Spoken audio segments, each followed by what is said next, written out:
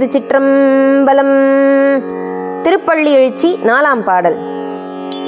இன்னிசை வீணையர் யாழினர் ஒரு பால், இருக்கொடு தோத்திரம் இயம்பினர் ஒரு பால், துன்னிய பிணை மலர் கையினர் ஒரு பால், தொழுகையர் அழுகையர் துவள்கையர் ஒரு பால், சென்னியில் அஞ்சலி கூப்பினர் ஒரு பால், திருப்பெருந்துறை உரை சிவபெருமானே,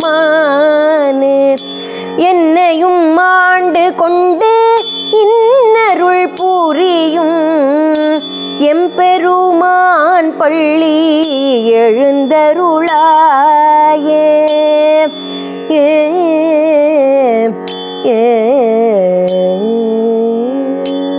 திருச்சிற்றம்பலம். திருப்பள்ளி எழுச்சி 4வது பாட்டில் அடியார்கள்லாம் எத்தனை விதமாக சுவாமியை வழிபடுறா அப்படிங்கிறத சொல்கிறார். வழிபாடு அப்படிங்கிறது எதுக்கு இருக்கணும்னா, நம்மளுடைய வாழ்க்கையை பயனுள்ளதாக ஆக்கிக்கிறதுக்காக இருக்கணும். வாழ்க்கை பயன் அப்படிங்கிறது சுவாமியை அடையிறது தான் வாழ்க்கை பயன். வாழ்க்கை லட்சியமும் அதுதான். அப்போ வாழ்க்கை லட்சியங்கிறது நம்ம நினைக்கிறதெல்லாம் இல்லையா அப்படின்னு கேட்டால், அது வாழ்க்கையை வாழறதுக்கு உண்டான லட்சியம். வாழ்க்கையை வாழறதுக்கு உண்டான லட்சியத்தில் தான் டாக்டர் ஆகிறது, இன்ஜினியர் ஆகிறது, ஒரு பெரிய உயர் பதவிக்கு போகிறது, தொழிலதிபர் ஆகிறது, சிங்கர் ஆகிறது, இத்தனை விஷயங்களும் வாழ்க்கையில் நம்ம பெருமையாக காட்டிக்கிறதுக்கு, நம்ம ஒரு உயர்ந்த நிலைக்கு போகிறதுக்கு, நம்ம நல்லபடியாக அந்த வாழறதுக்கு உண்டான லட்சியம்தான் இப்போ சொன்ன லட்சியங்கள்.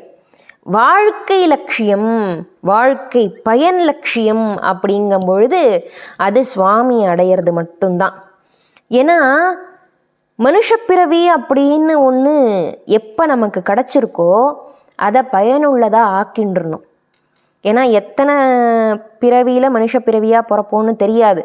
அப்படி பிறந்தாலும் சுவாமியை பற்றின ஒரு சிந்தனை இருக்குமாங்கிறது தெரியாது. சுவாமியை முழுசாக தெரிஞ்சின்ற முடியாது. பிரம்மாதி தேவர்களாலேயே தெரிஞ்சிக்க முடியாத சுவாமியை நம்மளால் தெரிஞ்சின்ற முடியாது. ஆனால் நமக்கு ஒரு எளியவன், நம்ம மேலே ஒரு கருணை உள்ளவன்கிறதுனால அவனை பற்றின ஒரு சிந்தனை அவன் அருளால் நமக்கு கொஞ்சம் கிடைக்கும். அப்படி கிடைச்சதுன்னா நம்ம அவனை வழிபட்டு நம்மளுடைய வாழ்க்கையை பயனுள்ளதாக ஆக்கிக்க முடியும். இந்த வாழ்க்கையே இல்லாத மாதிரி ஆக்கிவிட முடியும். பிறவி இல்லாத வாழ்க்கையை நம்ம அவன்கிட்டேருந்து பெற முடியும். அதனால வழிபாடு அப்படிங்கிறது அவசியம். அதுவும் இந்த கார்த்தால வழிபாடு அப்படிங்கிறது ரொம்ப அவசியம். என்ன சொல்கிறார் மாணிக்கவாசக பெருமான்? இன்னிசை வீணையர் யாழினர் ஒரு பால். வீணையை இனிமையாக இசைக்கக்கூடிய வாழ்லாம் ஒரு பக்கம் இருக்கா. பெருமானை இப்போ துயில் எழுப்புறார். அதனால பெருமானே இனிமையாக வீணை இசைக்கக்கூடிய வாழ்லாம் ஒரு பக்கம் இருக்கா. ஏன்னா சுவாமிக்கு வீணை ரொம்ப பிடிக்கும். அந்த வீணை நம்ம ரொம்ப ஆத்மார்த்தமாக சுவாமிக்கு அர்ப்பணம் பண்ணிட்டோம்னா அதில் மயங்கி போயிடுவான் சுவாமி. அதனால தான் முதல்ல வச்சிருக்கார் இன்னிசை வீணையர் ஒரு பால், யாழினர் ஒரு பால். யாழ் மீட்டக்கூடிய வாழ்லாம் ஒரு பக்கம் இருக்கா பெருமானே. இருக்கொடு தோத்திரம் எம்பினர் ஒரு பால். ரிக்வேதம் அப்படிங்கிறத ஓதின்னு இருக்கக்கூடியவா ஒரு பக்கம் இருக்கா. தோத்திரம் அப்படின்னு சொன்னால் சுவாமியை பற்றின ஸ்தோத்திரங்களை சொல்லக்கூடியவா ஒரு பக்கம் இருக்காளாம். இதில் இந்த வேதமும் சுவாமிக்கு ஒரு கண்ணு, ஆகமமும் ஒரு கண்ணு, தமிழும் ஒரு கண்ணு, முக்கண் சுவாமிக்கு இருக்குது. அந்த முக்கண்ணுமே ரொம்ப முக்கியமானது. அதனால தான் வேதம் ஆகமம், இந்த தமிழ் வேதமாக இருக்கக்கூடிய திருமுறை, இதுவும் சுவாமிக்கு ரொம்ப முக்கியமான ஒரு விஷயம். இதில் நம்ம புரிஞ்சிக்க வேண்டியது என்னென்னா, தமிழ் வேதம் மட்டும் போரும் அப்படின்னு நினைக்கக்கூடாது, ஆகமம் மட்டும் போரும்னு நினைக்கக்கூடாது, வேதம் மட்டும் போரும்னு நினைக்கக்கூடாது. இந்த மூணுத்து மேலேயும் நமக்கு மதிப்பு இருக்கணும், மூணுத்து மேலேயும் ஆசை இருக்கணும், மூணுத்தினாலையும் வழிபட முடியுங்கிற ஒரு எண்ணம் இருக்கணும். அந்த மூணுத்தினாலையும் வழிபாடு செய்யறதுக்கு எந்த தடையும் இருக்கக்கூடாதுங்கிற எண்ணமும் இருக்கணும். அதனால சுவாமிக்கு இந்த மூணுமே பிடிச்ச விஷயம் அப்படிங்கிற ஒரு எண்ணத்தையும் நம்ம வச்சுக்கணும் மனசில். அப்படி இருந்தால் தான் அந்த பேதம் அப்படிங்கிறது நமக்கு இருக்காது. அதனால் இவர் என்ன சொல்கிறார், இருக்கொடு தோத்திரம் எம்பினர் ஒரு பால். சுவாமியை பற்றின ஸ்தோத்திரங்கள்லாம் சொல்லக்கூடியவா ஒரு பக்கம் இருக்காளாம். துண்ணிய பிணை மலர் கையினர் ஒரு பால்.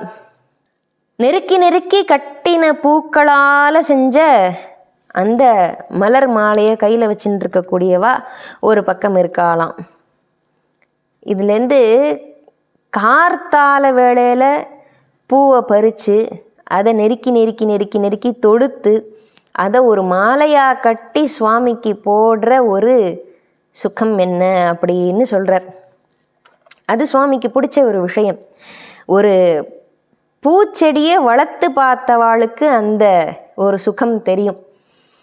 எத்தனையோ விஷயங்களுக்கு தள்ளப்பட்டு ஒரு பூச்செடி அப்படிங்கிறது நம்ம காப்பாற்றி கொண்டு வர வேண்டிய விஷயமா இருக்கும். அது மழையிலையோ புயல்லையோ இல்லை ஆடுகளாலேயோ மாடுகளாலேயோ அது சாப்பிடாம அதை காப்பாற்றி அதை ஒரு மரமாக்கி அதை பூ வர வச்சு அந்த புஷ்பங்களை எடுத்து கார்த்தால வேளையில் அதுவும் பறித்து வாடாமல் ஃப்ரெஷ்ஷாக அப்படியே அதை தொடுத்து அதை சுவாமிக்கு போட்டு அதை பார்க்கும் பொழுது தான் அதனுடைய அந்த ஒரு சுகம், அதனுடைய ஒரு அழகே தனி. அப்படி பார்த்தவாளுக்கு தான் அதோடைய ஒரு அருமை தெரியும். அதனால் அவர் சொல்கிறார், துண்ணிய பிணை மலர் கையினர் ஒரு பால். அப்படி நெருக்கி நெருக்கி நெருக்கி நெருக்கி கட்டி இருக்கக்கூடிய அந்த பூமாலையை கையில் வச்சுட்டு இருக்கக்கூடியவா ஒரு பக்கம் இருக்கா பெருமானே. தொழுகையர் அழுகையர் துவழ்கையர் ஒரு பால். தொழுதுகை துன்பம் துடைப்பாய் போற்றின்னு பாடியிருக்கார் இல்லையா மாணிக்கவாசக பெருமான். அதனால் அந்த தொழுகையர் அப்படிங்கும்பொழுது இந்த கையை கூப்பி தொழக்கூடியவாள்லாம் ஒரு பக்கம் இருக்காளாம். அழுகையர் சுவாமியினுடைய அருளை நினச்சி அவன் இன்னும் துயில் எழமாட்டானா அப்படின்னு நினச்சி உருகி உருகி உருகி அழக்கூடிய அடியார்கள் ஒரு பக்கம் இருக்காளாம். துவழ்கையர் அந்த சுவாமி வந்துட மாட்டானா அப்படின்னு துவண்டு போயிடுவாளாம். துவழ்கிறது அப்படிங்கிறது அந்த ஒரு ஏக்கத்தோடு இருக்கிறது. அதை அனுபவிக்கணும் நம்மளும். நான் அனுபவிக்கும் பொழுது தான் தெரியும் அந்த துவண்டு போகிறது. அப்படி ஒரு விஷயம் கிடச்சிடாதா அப்படிங்கிற அந்த ஒரு ஏக்கத்தில் துவழ்கிறது தான் அந்த துவழ்கையர். அப்படி இருக்கக்கூடியவா ஒரு பக்கம் இருக்கா பெருமானே. சென்னியில் அஞ்சலி கூப்பினர் ஒரு பால். தலைமையில கையை கூப்பின்னு இருக்கக்கூடியவா ஒரு பக்கம் இருக்கா. ஏன்னா அஞ்சலி அப்படின்னு ஒன்று பண்ணிட்டோன்னா அபயம்ங்கிறது ஒன்று சுவாமிகிட்டேருந்து வந்துடும். அந்த அஞ்சலி பண்ணணும்.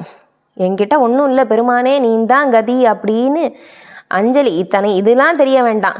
யாழ்மீட்ட தெரிய வேண்டாம், வீணை வாசிக்க தெரிய வேண்டாம், ரிக்வேதம் சொல்ல தெரிய வேண்டாம், ஸ்தோத்திரம் சொல்ல தெரிய வேண்டாம், பூக்கட்ட கூட தெரிய வேண்டாம், இந்த மாதிரி அழ தெரிய வேண்டாம், உருக தெரிய வேண்டாம். தலைமையில கையை கூப்பி பெருமானே நீ தான் சரணாகத்தின்னு அந்த ஒரு விஷயத்தை பண்ணிட்டாலே நமக்கு இந்த வாழ்க்கை பயன்கிறது கிடச்சிடும். அதனால சொல்கிற சென்னியில் அஞ்சலி கூப்பினர் ஒரு பால். தலைமையில அஞ்சலி பண்ணின்னு இருக்கக்கூடிய வாழ்லாம் ஒரு பக்கம் இருக்கா பெருமானே. திருப்பெருந்துறையுரை சிவபெருமானே, திருப்பெருந்துறையில் இருக்கக்கூடிய சிவபெருமானே, என்னையும் ஆண்டு கொண்டு அருள் புரியும். இந்த மாணிக்க வாசகனான என்னையும் ஆண்டு கொண்ட பெருமானே அப்படிங்கிறார். ஏன்னா தானே வந்து ஆட்கொண்டான் இல்லையா சுவாமி. அதனால என்னையும் ஆட்கொண்டு எனக்கும் அருள் புரியக்கூடிய பெருமானே, எம் பெருமானே பள்ளி எழுந்தருள் வீராக அப்படின்னு சொல்கிறார் 4வது பாட்டில். அதனால சுவாமியை எப்படி வழிபடணும்னு தெரியாதவா இத்தனை விஷயங்கள் இருக்குது. இதில் எது வேணாலும் பண்ணலாம், எது பண்ணினாலும் சுவாமிக்கு பிடிக்கும். எதுவுமே பண்ண தெரியலனாலும் கையை தலைமையில தூக்கி குமிச்சுண்டு பெருமானே நீதான் சரணாகத்தின்னு வச்சுண்டாலும் அவன் நமக்கு நம்மளுடைய வாழ்க்கை பயன் என்னமோ அதை நமக்கு தருவான் அப்படின்னு சொல்கிறார். 5வது பாட்டில் என்ன சொல்கிறான்னு பார்ப்போம். திருச்சிற்றம்பலம்.